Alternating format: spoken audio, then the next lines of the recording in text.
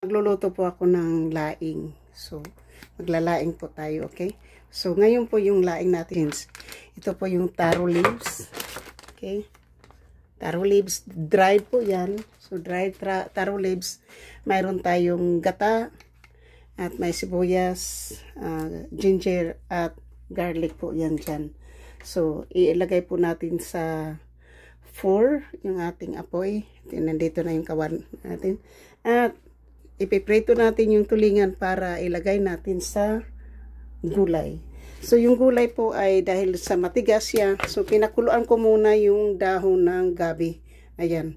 So, shout out po sa inyong lahat, sa aking mga viewers, sa mga W's, kaibigan matindi, mega love, shout out. So, ngayon po ay hindi ko po ipapakita yung mukha ko dyan, gigisahin ko po yung sibuyas at gulay po ngayon dyan. So, mayroon tayong cooking oil dito. So, ipapakita ko muna sa inyo po ha. Dahil sa, matigas po yung,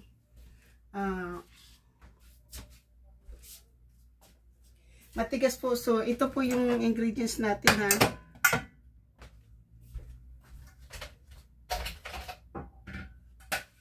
So, ito po yung gabi na pinakuluan ko muna dahil matigas. So, malinis na po yan. Pinakulo ko na po. Ngayon po, ilagay natin yan.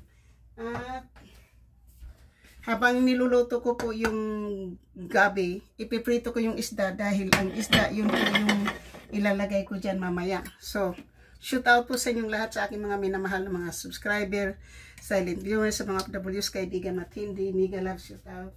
At siyempre, hindi mawawala ang chicken bouillon po. So, yan po aking yan ha. So, ngayon po, ang ilagisa ko muna yung ginger at saka garlic po.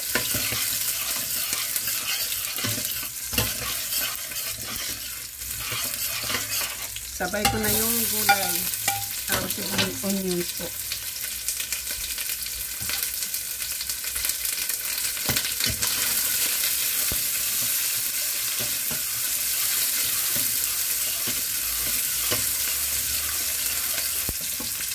Tapos, ilagay natin yung ating pinakuluang gabi na, na pinapalambot natin na gabi po.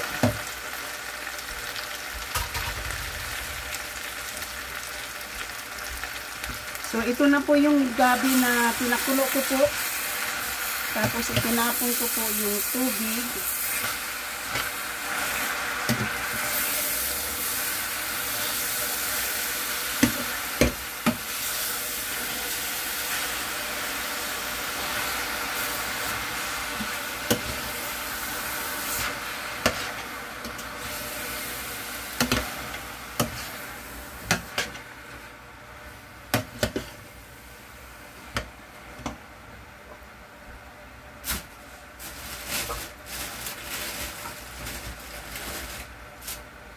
Siyempre po, dalawang gata po yung ilalagay natin dyan.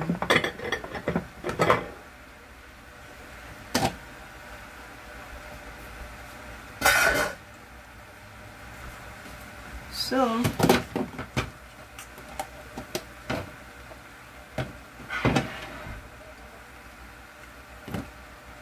ngayon po, sana yun.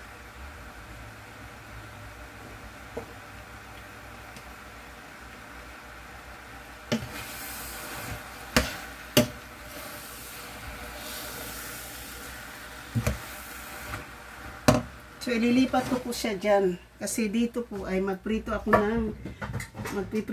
doon sa isda.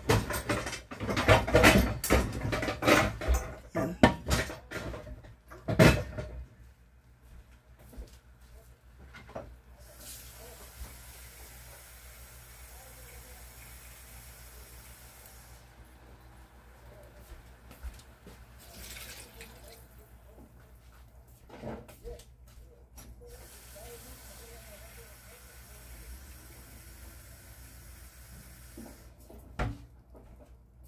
Mamaya ko na po siya lalagyan ng tubig o ng gata kapag kumulo na po siya ng husto dito.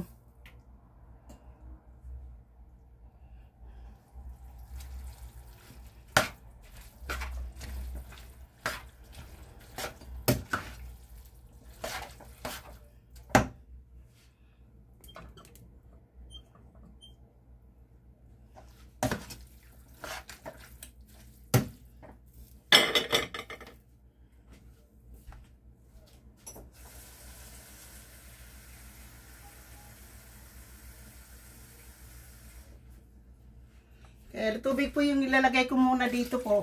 Kasi pag ano, ang tagal po yan, mauubos po yung ano, yung gata.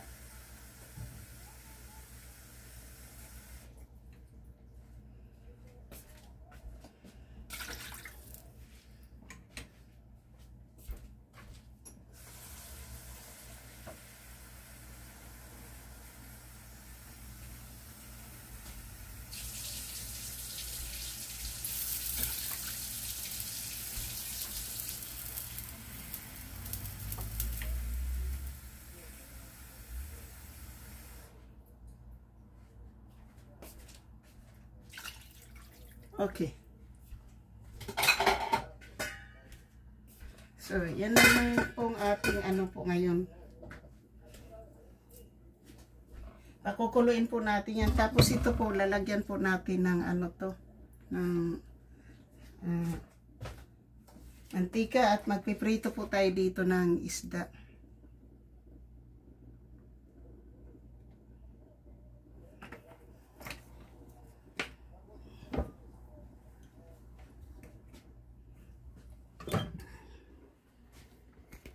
So, magpiprito po ako ng isda ngayon guys. So, ano po natin, no? Ito yung isda, piprituhin. Ito yung kawali na mayroon ng mantika. Tatlong pirasong tulingan. At ito na rin po yung nakasalang na po. So, ngayon po, hindi ko muna siya lalagyan ng gata, no?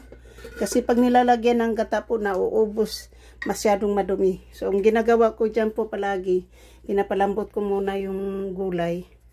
At saka ko siya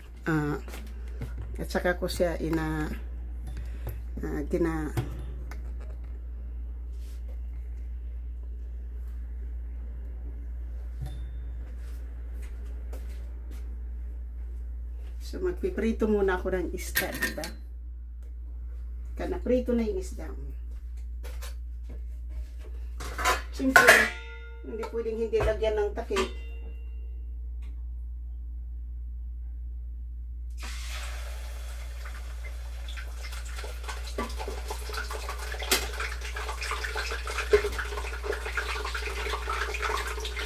Hindi pa mainit yung oil. So ngayon habang nag-aano tayo, no, ay dito tayo sa hugas. Hugas tayo guys. Hugas.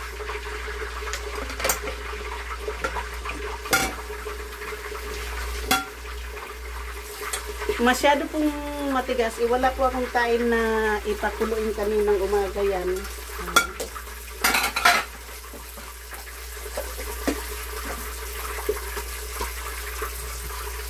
Kasi po, ano po ako kanina, pumasok po ako sa trabaho. Diod pa ko ngayon po, kaya lang nung nag-agree na ako na lulutuin ko yung gulay, bago ako tinawagan sa trabaho. Pero yan daw yung dinner namin ngayon. Usapan namin kapag ano po, yung may trabaho kami, hindi kami magluluto kasi pagod sa trabaho. Lalong-lalo na po ako, pagod ako ngayon sa trabaho. Pero, since gulay, yan favorites. So, magluluto tayo ng gulay. Matagal man, pero okay lang yan. Basta, ang ma-importante po ay makakain tayo ng gulay.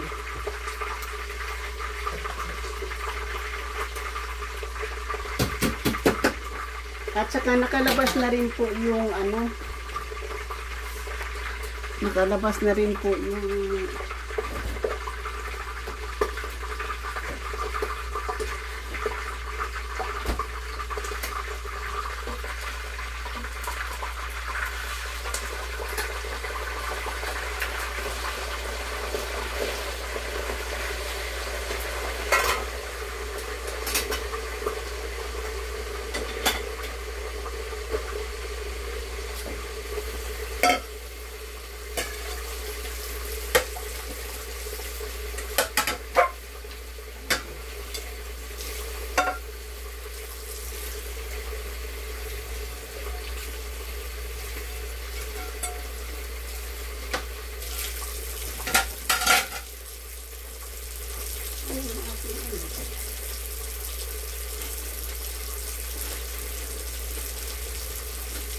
So,